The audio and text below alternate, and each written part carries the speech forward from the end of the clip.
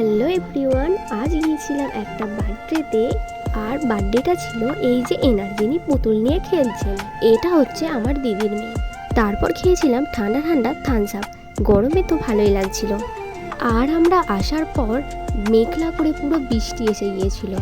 এখন ওয়েদারটা ঠিকই আছে। তারপরে দুজনে মিলে একটু ভিডিও করে নিয়ে এসেছিলাম একটু ছাদে। বৃষ্টি আস্তে আস্তেও আসলো না, তাই ওয়েদারটা বেশ ভালোই লাগছিল। আর ওকে আমি বলছিলাম যে তুই একটু নেচে নে, কারণ তোর আজ বার্থডে তো। তাই ও একটু নাচ শুরু করে দিয়েছে। আর দেখো গাইস, এখানের ওয়েদারটা কি দারুণ না?